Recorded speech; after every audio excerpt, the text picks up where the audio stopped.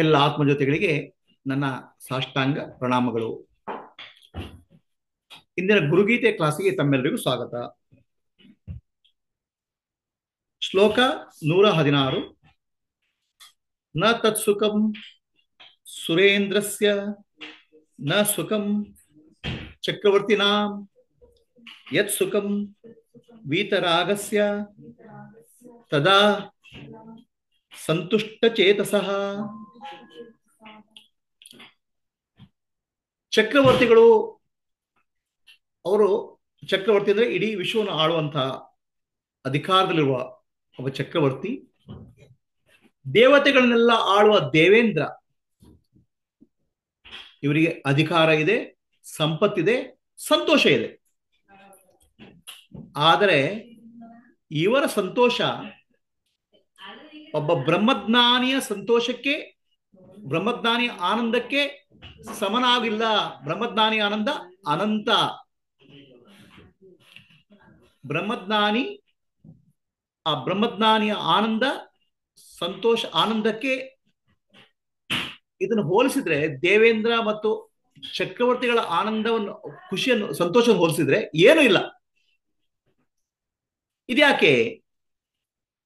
ಒಬ್ಬ ಬ್ರಹ್ಮಜ್ಞಾನಿ ತನ್ನನ್ನು ತಾನು ಆನಂದ ಸ್ವರೂಪಿ ಅಂತ ತಿಳ್ಕೊಂಡಿದ್ದಾನೆ, ಆನಂದ ಸ್ವರೂಪಿ ಅಂತ ಕಂಡುಕೊಂಡಿದ್ದಾನೆ.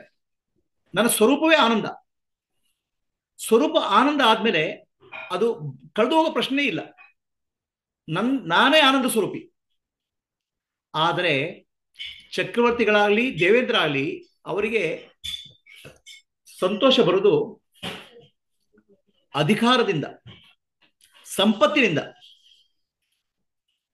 ಅದು ಯಾವಾಗ ಕಳೆದು ಹೋಗುತ್ತೆ ಗೊತ್ತಿಲ್ಲ. ಸೊ ಹಾಗ್ಬಿಟ್ಟು ಅವ್ರದ್ದು ಆನಂದ ಶಾಶ್ವತ ಅಲ್ಲ, ಕ್ಷಣಿಕ. ಯಾವಾಗ್ಲೂ ಯೋಚನೆ ಇರ್ತದೆ, ಅಯ್ಯೋ ನಾನು ಯಾವಾಗ ಕಳೆದು ಹೋಗುತ್ತೆ ಅಂತ. ಸಂತೋಷದಿಂದ ದುಃಖ ಮಿಶ್ರಿತ, ಅದು ಭಯ ಮಿಶ್ರಿತ ಸಂತೋಷ. ಆದ್ರೆ ಬ್ರಹ್ಮಜ್ಞಾನಿಗೆ ಯಾವ ಭಯವೂ ಇಲ್ಲ, ಯಾಕಂದ್ರೆ ಅದು ಆನಂದ ಸ್ವರೂಪ. ಅವನು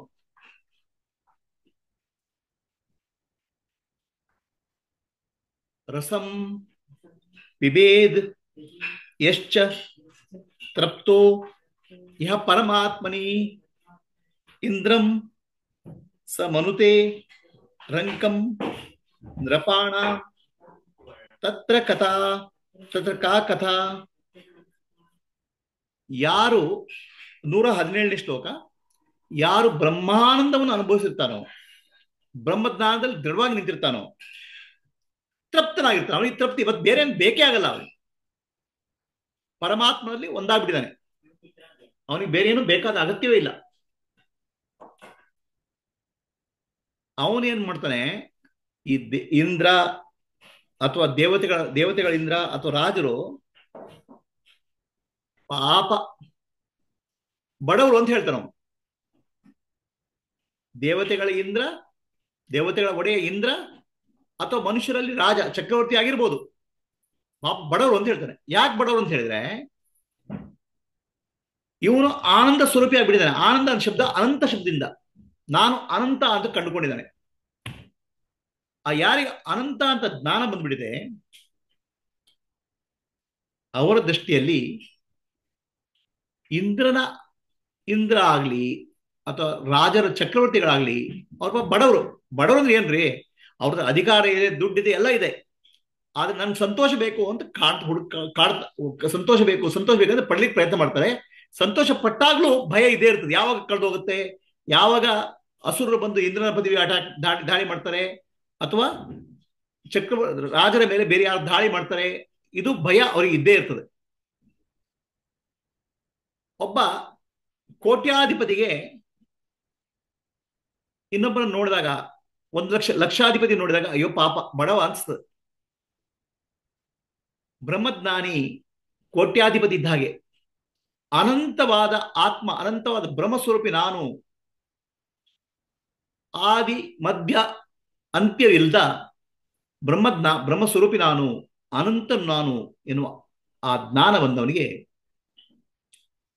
ಜ್ಞಾನದಲ್ಲಿ ದೃಢವಾಗಿ ನಿಂತವನಿಗೆ ಸದಾ ಸುಖ, ಅಲ್ಲಿ ಕಳೆದು ಹೋಗುವುದಿಲ್ಲ. ದೇವೇಂದ್ರನ ಸುಖ ಆಗ್ಲಿ, ರಾಜನ ಸುಖ ಆಗ್ಲಿ, ಅದು ಕಳೆದು ಹೋಗುತ್ತೆ.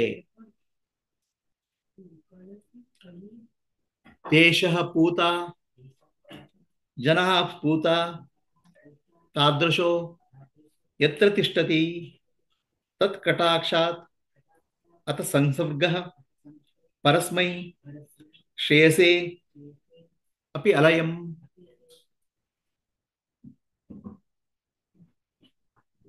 ಆ ಬ್ರಹ್ಮಜ್ಞಾನಿ ಇರುವ ದೇಶ, ಇರುವ ಜಾಗ ಅದು ಪವಿತ್ರವಾದ್ದು. ಅಲ್ಲಿ ಆ ಬ್ರಹ್ಮಜ್ಞಾನಿಯ ಹತ್ತಿರ ಇರುವವರು ಅವರು ಪವಿತ್ರರಾದರು. ಆ ಬ್ರಹ್ಮಜ್ಞಾನಿಯ ದೃಷ್ಟಿ ಯಾರ ಮೇಲೆ ಬೀಳ್ತದೆ ಅವರು ಪವಿತ್ರ ಆಗ್ತಾರೆ, ಅವರು ಉದ್ಧಾರ ಆಗ್ತಾರೆ ಅಂತ. ನೋಡಿ, ಆ ಬ್ರಹ್ಮಜ್ಞಾನಿ ಇರುವ ಜಾಗದಲ್ಲಿ ಒಂದು ಕಂಪನ ಇರ್ತದೆ, ವೈಬ್ರೇಷನ್ ಇರ್ತದೆ, ಶಾಂತಿಯ ಅನುಭವ ಇರ್ತದೆ. ಆ ಶಾಂತಿಯ ಅನುಭವ ಆ ಬ್ರಹ್ಮಜ್ಞಾನಿ ಸಂಪರ್ಕ ಬಂದರು ಆ ಶಾಂತಿಯ ಅನುಭವವನ್ನು ಪಡಿತಾರೆ. ಇದಕ್ಕೆ ರಮಣ ಮಹರ್ಷಿಗಳಂದ್ರೆ ಯಾರು ಕೇಳಿದ್ರು, ಮಹರ್ಷಿಗಳೇ ಒಬ್ಬ ಮಹಾತ್ಮ ಅಂತ ಯಾರಿಗೆ ಗೊತ್ತಾಗಬೇಕಾದ್ರೆ ಏನ್ ಲಕ್ಷಣ ಅಂತ ನಮ್ಗೆ ಗೊತ್ತಾಗುತ್ತೆ ಹೇಗೆ ಅಂತ. ಯಾರ ಸನ್ನಿಧಾನದಲ್ಲಿ ನೀವು ಶಾಂತಿಯನ್ನು ಅನುಭವಿಸ್ತೀರಾ ಅವ್ರನ್ನ ಮಹಾತ್ಮ ಅಂತ ತಿಳ್ಕೊಳ್ಳಿ ಅಂತ ರಮಣ ಮಹರ್ಷಿ ಹೇಳ್ತಾರೆ.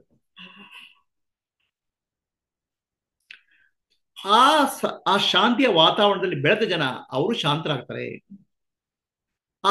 ಆ ಮಹಾತ್ಮರ ದೃಷ್ಟಿಯಲ್ಲಿ ಯಾರು ಬೀಳ್ತಾರೆ ಅವರು ಕೂಡ ಜೀವನದಲ್ಲಿ ಉದ್ಧಾರ ಆಗ್ತಾರೆ, ಶ್ರೇಯಸ್ಸನ್ನು ಪಡಿತಾರೆ. 118ನೇ ಶ್ಲೋಕ. ದೇಹಿ ಬ್ರಹ್ಮ ಭವೇ ದೇವಂ ಪ್ರಸಾದಾತ್ ಧ್ಯಾನದೋ ಗುರು ನರಾಣಾಂ ಚ ಫಲಪ್ರಾಪ್ತೌ ಭಕ್ತಿರೇವ ಹಿ ಕಾರಣಂ. ದೇಹಿ ಅಂದ್ರೆ ಜೀವಿ. ನಾನು ದೇಹ, ನಾನು ಮನಸ್ಸು, ನಾನು ಬುದ್ಧಿ ಅಂತ ಯಾರು ತಿಳ್ಕೊಂಡಿದ್ದಾರೆ ಅವನಿಗೆ ದೇಹಿ ಅಂತ ಹೇಳೋದು.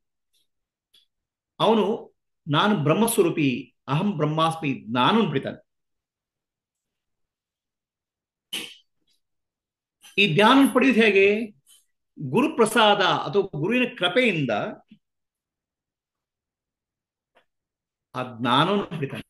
ನಾನು ಬ್ರಹ್ಮಸ್ವರೂಪಿ ಅನ್ನೋ ಜ್ಞಾನವನ್ನು ಪಡಿತಾನೆ. ಗುರು ಕೃಪೆ ಅಂದ್ರೆ ಏನು? ಗುರುವಿನ ಸನ್ನಿಧಾನ. ಆ ಗುರುವಿನ ಸನ್ನಿಧಾನದಲ್ಲಿ ಶಾಂತಿಯನ್ನು ಅನುಭವಿಸ್ತಾನೆ, ಗುರುವಿನ ಇರುವಿಕೆಯಲ್ಲಿ ಶಾಂತಿ ಅನುಭವಿಸ್ತಾನೆ. ಆ ಗುರುವಿನ ಕೃಪೆ ಅಂದ್ರೆ ಗುರುವಿನ ಸನ್ನಿಧಾನ ಮತ್ತು ಗುರು ಹೇಳುವ ಪಾಠ, ಜ್ಞಾನ, ಇದಕ್ಕೆ ಗುರುಕೃಪೆ ಅಂತ ಹೇಳೋದು. ಈ ಗುರುಕೃಪೆಯಲ್ಲಿ ಮುಳುಗಿ ತಾನು ಮುಕ್ತನಾಗ್ತಾನೆ. ಇದು ಗುರುಕೃಪೆ ಪ್ರಾಪ್ತಿ ಆಗಬೇಕಾದ್ರೆ ಭಕ್ತಿ ಅನ್ನೋದು ಬಹಳ ಮುಖ್ಯ. ಇದು ಭಕ್ತಿ ಅನ್ನೋದು ಬೇಕೇ ಬೇಕು. ಗುರುವಿನ ಕೃಪೆ ಬೇಕು, ಅದಕ್ಕೆ ಶಿಷ್ಯನಲ್ಲಿ ಭಕ್ತಿ ಬೇಕು. ಇದು ಎರಡು ಸೇರಿದಾಗ ನಾನು ಬ್ರಹ್ಮಜ್ಞಾನಿ, ನಾನು ಬ್ರಹ್ಮಸ್ವರೂಪಿ ಅನ್ನೋ ಜ್ಞಾನ ಮೂಡಿ ಬರ್ತದೆ. 119ನೇ ಶ್ಲೋಕ. 120ನೇ ಶ್ಲೋಕ. ಮುಕ್ತಸ್ಯ ಲಕ್ಷಣಂ ದೇವಿ ತವಾಗ್ರೆ ಕಥಿತಂ ಮಯಾ ಗುರುಭಕ್ತಿ ತಥಾ ಧ್ಯಾನಂ ಸಕಲಂ ತವ ಕೀರ್ತಿತಂ. ಮುಕ್ತಸ್ಯ ಲಕ್ಷಣಂ ದೇವಿ. ನೋಡಮ್ಮ, ಶಿವ ಪಾರ್ವತಿ ಹೇಳ್ತಾರೆ, ನಾನು ಇಷ್ಟುವರೆಗೆ ನಿನ್ನ ಒಬ್ಬ ಜೀವನ್ ಮುಕ್ತನ ಲಕ್ಷಣವನ್ನು ಹೇಳಿದೆ, ಅವನ ಗುರುಭಕ್ತಿ ಬಗ್ಗೆ ಹೇಳಿದೆ, ಅವನ ಹಿರಿಮೆಯನ್ನು ಹೇಳಿದೆ ಇಷ್ಟುವರೆಗೆ ಅಂತ ಶಿವ ಪಾರ್ವತಿ ಹೇಳ್ತಾರೆ. ಇದಕ್ಕೆ 120ನೇ ಶ್ಲೋಕ ಇದು. ಮುಂದಿನ ಶ್ಲೋಕಗಳಲ್ಲಿ ಗುರುಗೀತೆಯ ಪಾರಾಯಣದ ಫಲಶ್ರುತಿಯನ್ನು ಹೇಳ್ತಾರೆ. ಅದರ ಮುಂದಿನ ಕ್ಲಾಸ್ ನಾಳೆ ತಗೊಳ್ಳೋಣ. ಯಾರಿಗಾದ್ರೂ ಪ್ರಶ್ನೆ ಇದೆಯಾ ಜೂಮ್ ಅಲ್ಲಿ? ಕಾತ್ಯಾಯಿನಿ ಅವರೇ?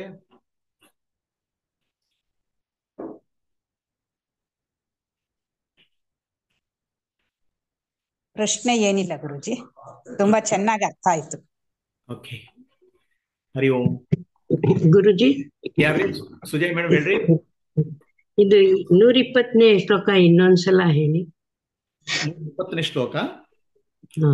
ಮುಕ್ತಸ್ಯ ಲಕ್ಷಣಂ ದೇವಿ ತವಾಗ್ರೆ ಕಥಿತಂ ಮಯಾ ಗುರುಭಕ್ತಿ ತಥಾ ಧ್ಯಾನಂ ಸಕಲಂ ತವ ಕೀರ್ತಿತಂ.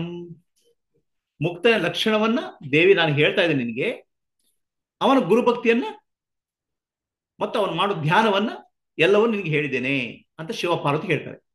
ಸರಿನಾ ಸುಜಯ ಮೇಡಮ್? ಸರಿ ಗುರುಜಿ, ಗೊತ್ತಾಯ್ತು. ಅದು ಬರಿತಾ ಇದ್ದೆ ಅವಾಗ್ಲೇ, ಅದಕ್ಕೆ ಓಕೆ ಹಿಂದಿನ ಶ್ಲೋಕ ಬರಿತಾ ಇದ್ದೆ. ಓಕೆ. ಇಂದಿಗೆ ಇವತ್ತಿನ ಚಿಂತನೆ ಮುಗಿಸೋಣ. ನಾಳೆ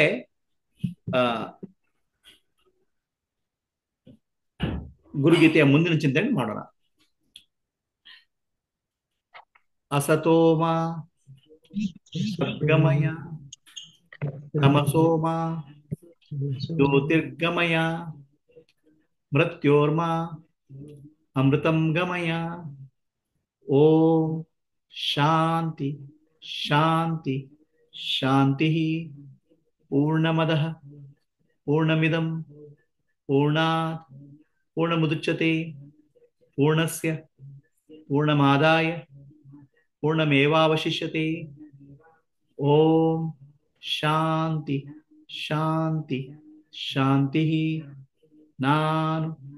ನಾನೆಂಬುದು ನಾನಲ್ಲ. ಈ ದೇಹ ಮನಬುದ್ಧಿ ನಾನಲ್ಲ. ಸಚ್ಚಿದಾನಂದಾತ್ಮ ಶಿವನಾನ್ನೇ. ಶಿವೋಹಂ ಶಿವೋಹಂ ಶಿವೋಹಂ. ಆತ್ಮದರ್ಶನಂ ಬ್ರಹ್ಮದರ್ಶನಂ ಬ್ರಹ್ಮದರ್ಶನಂ. ಸತ್ಯದರ್ಶನಂ. ಅಂತರ್ಜ್ಯೋತಿ ಬಹಿರ್ಜ್ಯೋತಿ ಪ್ರತ್ಯಗ್ಜ್ಯೋತಿ ಪರಾತ್ಪರ. ಜ್ಯೋತಿರೇವ ಜ್ಯೋತಿ ಸ್ವಯಂ ಜ್ಯೋತಿ ಆತ್ಮಜ್ಯೋತಿ. ಶಿವೋಸ್ಮ್ಯಹಂ. ಲೋಕಾಃ ಸಮಸ್ತಾಃ ಸುಖಿನೋ ಭವಂತು. ಲೋಕಾಃ ಸಮಸ್ತಾಃ ಸುಖಿನೋ ಭವಂತು. ಲೋಕಾಃ ಸಮಸ್ತಾಃ ಸುಖಿನೋ ಭವಂತು. ಹರಿ ಓಂ. ಶ್ರೀ ಗುರುಭ್ಯೋ ನಮಃ. ಹರಿ ಓಂ. ಇಂದಿಗೆ ಇವತ್ತಿನ ಚಿಂತನೆ ಮುಗಿಸೋಣ. ಹರಿ ಓಂ ಪ್ರಭುಜಿ. ಹರಿ ಓಂ.